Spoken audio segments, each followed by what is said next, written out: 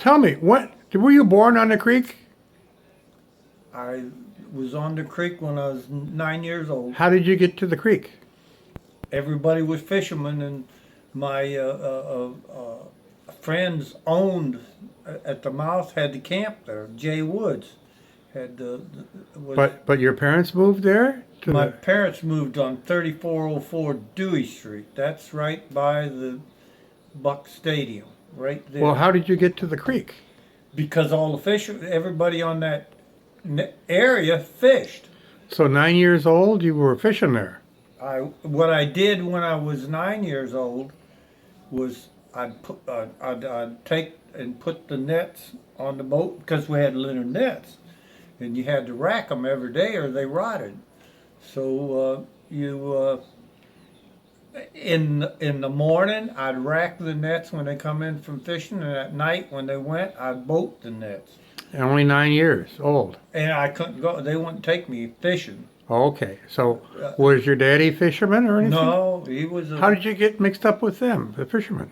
because everybody in the neighborhood were fishermen. My dad was But disabled. how did you get there? Did you bicycle? Sometimes I'd bicycle out or I'd go in a Model A or a Model B or whatever the fishermen had to Ah, go out to Rocky Point.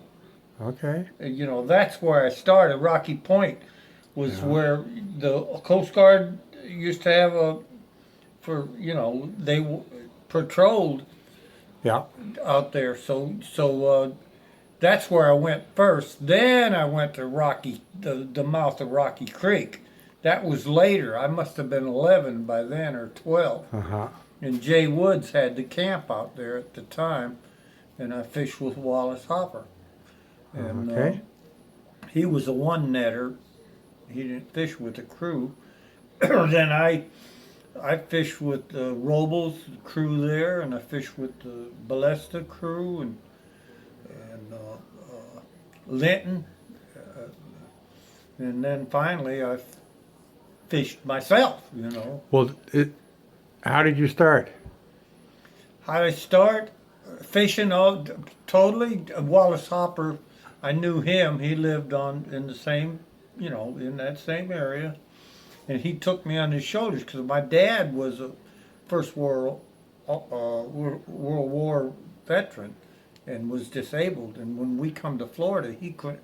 He was on crutches. He couldn't even walk. He did when he come to Florida. The weather was good, and he was able to not use. Where did you crutches. come from? Iowa. Iowa. I was born in Iowa, Okay. but I lived here almost all my life. Yeah. So, when did you get your first boat? I must have been. I can't tell you for certain, but it was around 12, I guess, or something. You had a boat then? What Yes, kind of I a boat did. was it? Cypress. Made Made out out of cypress. There was no. Was it a dory or what? It was no a regular mullet boat. Only it didn't have a well or nothing in it. It was Uh-huh. a regular mullet boat. You had to caulk it and everything every year. Pull it out and caulk And it. did you have an engine? Pole or row? What'd you do? Pole it. Pulling oil. Yeah, Yeah, pole that's it. and you. And I'll tell you what, when you fish with them crews, if you hit the side of the boat, boy, you got blessed out bad. Yeah. Back then, you couldn't make a noise. So that's where you learned all those words. Yeah, you're damn right. Yeah, yeah. Okay. Yeah. And so did you do well with your own boat? Yeah, I really did. I stayed at the old cat food house. It used to be right across the street on Rocky Creek there. I stayed with Bud Alberry. And I would go fishing all night, and he'd have to go back to the camp, because he was married and had a woman there. So, so I would go back to the camp, and then I'd take my boat and go out on my own, and I'd wind up catching, 200-300 pounds of mullet. So you'd have quite a bit of money for a young kid. Yeah, but mullet was selling then for 3 cents a pound. Wow. Yeah, so and we, Bud and I used to go get a boat full of oysters Yep. and we'd shuck them, and we got $5 back then. We got $5 a gallon for oysters shucked. Shucked, yeah. Do you like oysters still? Oh yeah, I used to. Before all this crap happened, Yeah. before all these people come, Yeah. you'd go out and you'd stop or something, Yeah. and you could go to an oyster bar and you'd never go hungry. Yeah. Do those oysters still work? Yeah, they were. Hell yeah, okay. Hell yeah. Yeah, hell yeah. Now, where would you get the oysters? All over the bay. Yeah, I used to get some off the creek too there. I've got them. But they're small, but they're okay. Oh, I've got Double Branches had big oysters. Yeah. Double Branches and Booze Point, Safety Harbor. They call it Channel A. That's Cabbage Head.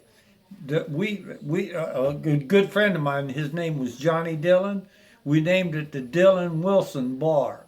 We had to use rakes. It was in a hole up the creek. It was about 10 feet deep. We had to use tongs, but them oysters, oh, were they good. Okay, we got a favorite subject, you and I, is the Mullet Inn. So tell me your first contact with the Mullet Inn. Well, I went into Mullet. I didn't go in there to eat. I talked to Touchton, and I told him that I was a commercial fisherman, and I'd give him a good deal on supplying his mullet. So we come to, I don't even know what it was now, not much back then, because I don't think, maybe 7 cents or something like that, or maybe 10, I don't know. But it was real, But I that's where we started, and we went on from there. Were you smoking your own mullet before you met him? No, I wasn't. So did you learn from him a lot? No. No? Okay. No, I learned from the Indians, Okay. the Lintons, Yeah. that I fished with. That's where I learned everything about the moon, the tides, the sun, Okay. everything. Everything about fishing. Yeah, we could get into that and a whole Oh new God, thing. I could spend all day Yeah. talking about that. People think that you just go out there and if you're lucky, you can. Luck ain't got a damn thing to do with fishing commercially. Yeah.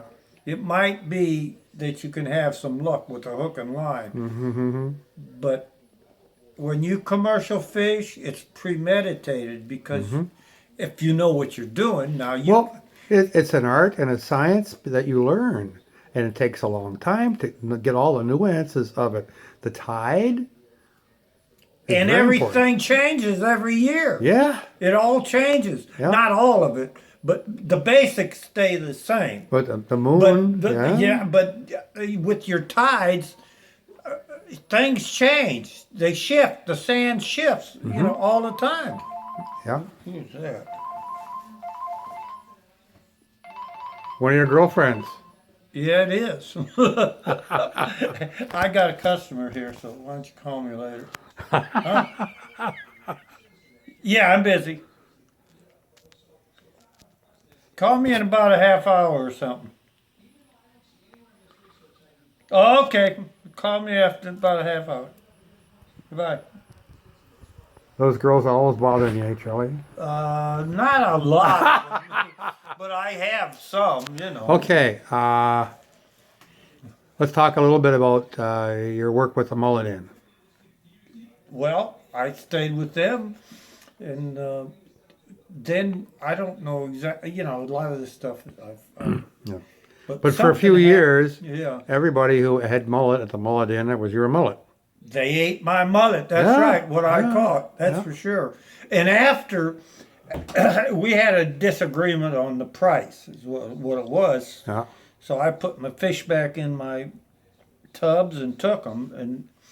But then I went and made a deal with Marabella, Charlie Marabella and Ernie Marabella, and they made a deal with Touchton.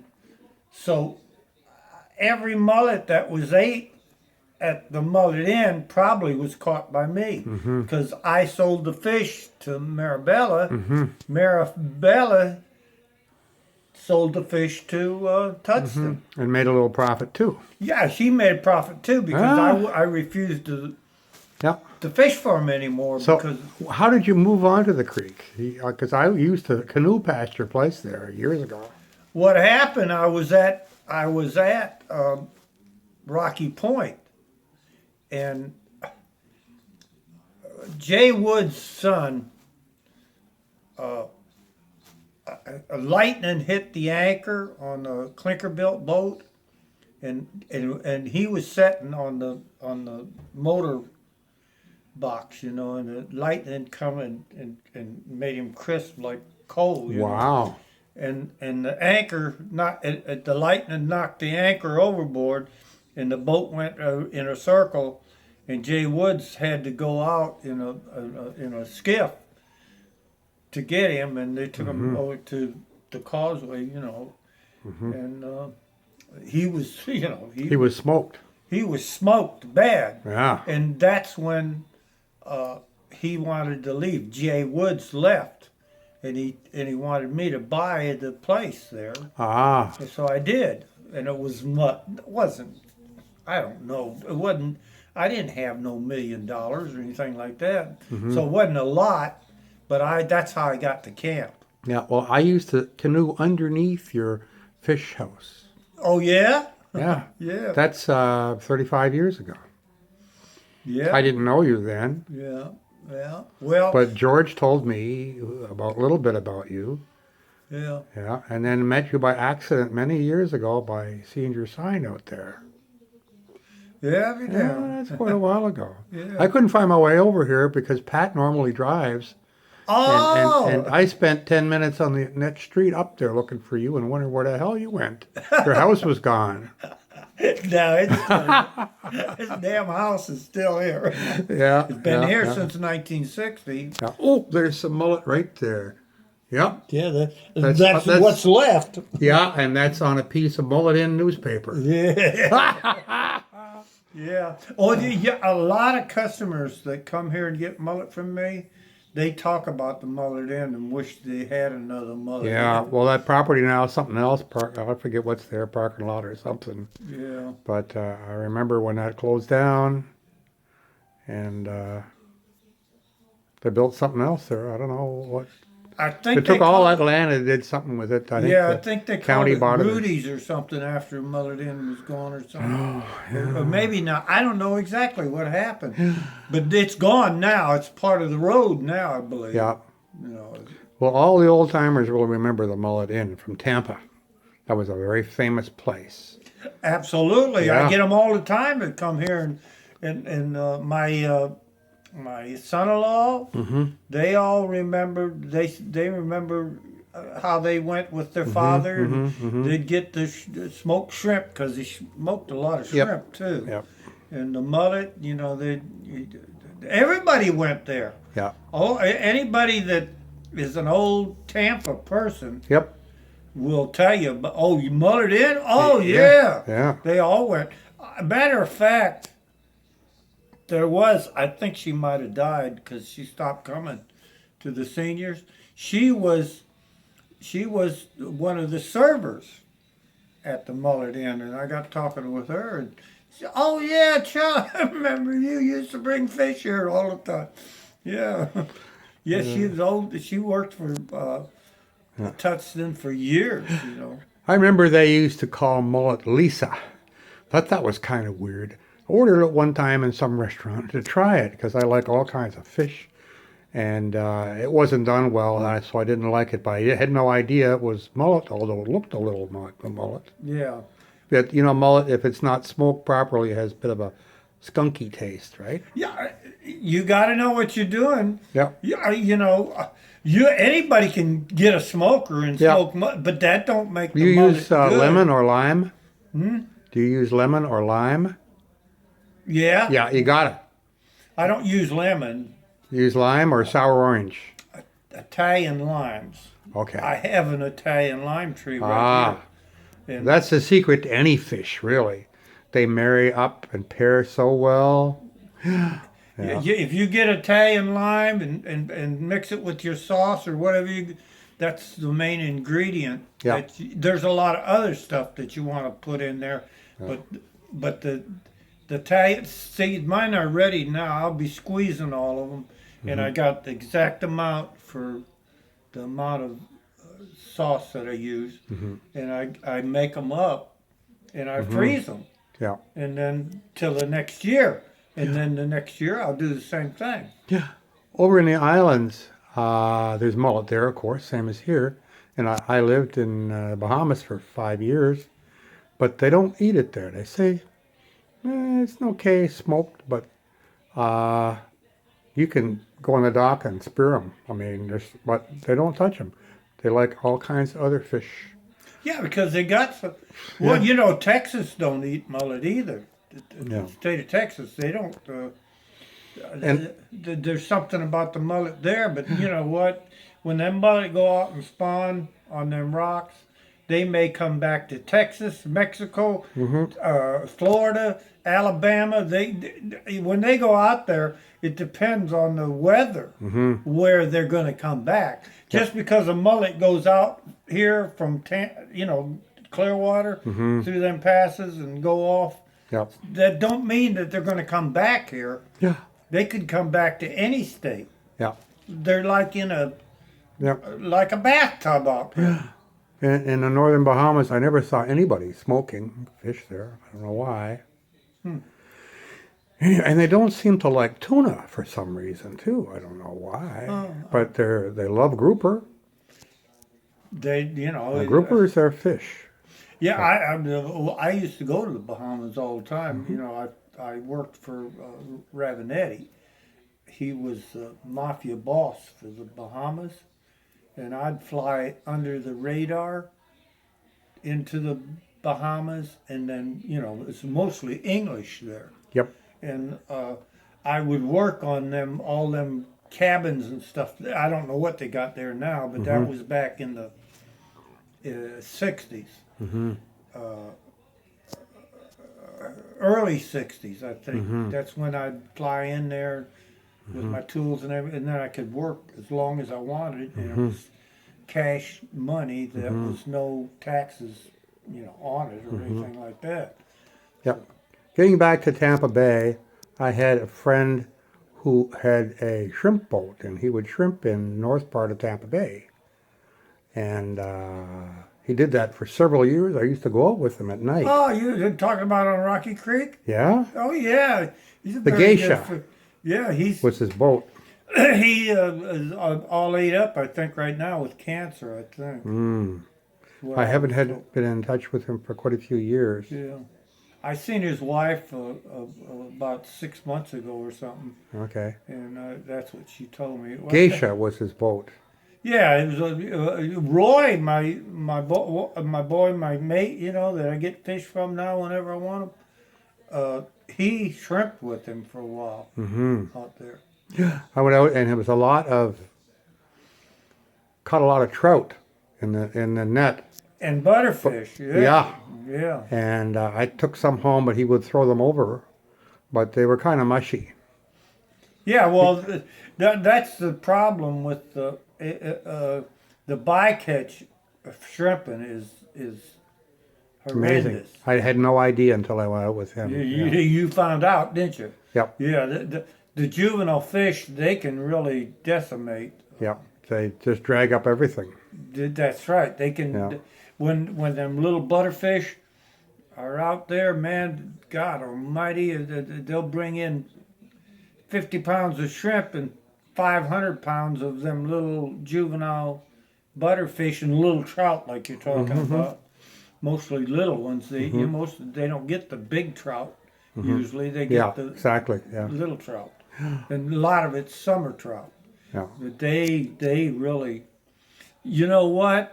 That's what happened in Tampa Bay. Them Vietnam shrimpers come in, they kept everything. And when they dumped all that stuff on their deck, the seagulls would come in and they'd wring their necks. And they'd put the seagulls in fish boxes, 100-pound fish boxes, and they sold them to somebody. They sold the seagulls. Absolutely did. Absolutely. Okay. I had a good Dan Seifers, Marine Patrol in Tampa. Yeah. He went on the boat, and he told me, and he wasn't joking. He told me, yeah, he went on a boat. The boat he went on, he said something like 27 boxes, fish box. That's 2,700 pounds of seagulls Seagull. Yeah. that they had on the boat. Somebody eating those seagull. Yeah, or making soup or something out of them. I don't know what they were Then we doing. would say choy duck oi. That's Vietnamese. Means, Well, I don't know. They yeah. may be good eating. I don't know. means holy shit. Holy shit. Well, I don't know. They may be good eating. I have no idea. I never ate a seagull. What we'll have to do is we'll have to try cooking one up. Charlie, you have a seagull? I wouldn't be afraid to. 'Cause when I was younger, we used to cranes and stuff like that. We hunt them and eat them. You know, them they're Heron? yeah, them long-legged things. Yeah. Yeah, What we are they shot like? them and killed. They were good. They're good? Yeah, they- taste just like chicken? No, they're different altogether. What do they taste a like? Wild, like a wild, like a duck or a pheasant. Okay, yeah. Or something like that is what they taste. I've just about ate every kind of bird you ever. Yeah. Yeah, but I never did eat a seagull. I don't know why, Oh. but I never did eat a seagull. Huh. So I don't know whether I wouldn't. I would think they'd be all right to eat. You ever eat a duck's foot or a chicken's foot? A what? A foot? Yeah. I don't think so. I don't. Pat likes chicken feet. Yeah, I've heard that they Yeah. cook them. Maybe she'll make some for you. You try them, right? Hell yeah! A lot of people won't. won't try them. They're, I they're tried. afraid. Yeah, me too. I've ate rattlesnake. I didn't. Yeah, me like too. I used to go to Rattlesnake Roundup. It. Yeah. Oh yeah. San Well, I Antonio, didn't like yeah. it. To me, it tasted kind of sweetish. I don't know. I might have had somebody. And then there was cooked it another wrong. place, Allen's Cafe. Do you remember Allen's Cafe in Lakeland? They would serve alligator and rattlesnake. Oh, I ate plenty. And they of- battered it all the same way and fried it in the same fryer, so it all tasted the same. It all tastes the same. Well, I Yeah. ate plenty of gator. Yeah. I mean, we killed lots of gator. Hell, I killed gator right on Columbus Drive and Del Mabry. Yeah. Right there where the bucks got, where right there. I killed we pulled it out of a cave there because there used to be a swamp all along there. That was all swamp. Henderson didn't go through, or Himes. Himes didn't go through. So the swamp was there. So They filled all that in, did they? They did. But we I forget how big he was. He was a 12-foot or 14-foot. We put a big hook into the cave and hooked him and then dragged him out. Yeah. Right there. But Well, my grandfather would tell me stories about catching alligator. And he said to get the mad till they open their mouth up big wide, and he'd put his hand in, grab him by the tail, and snap him inside out. yeah, I don't believe that. Well, when I was 7, I would believe that, you see? Yeah. But we, as kids, we'd jump on a 4 or 5 foot gator, 4 or 5 of us. Yeah. And we'd get the mouth and the tail and all. Yeah. There'd be 4 or 5 of us, but we'd grab that damn thing. And back then, you didn't eat the whole gator. All you ate was the tail then. Yeah. That's because you had gators everywhere. Every swamp in Tampa had gators in. If there was a swamp where they got water even half the year in, there were gators. Not so many now because you've been eating them. yeah. Well, Okay, we're going to close it off here. We're 25 minutes now. Oh, We'll God. save some more for next time. Okay.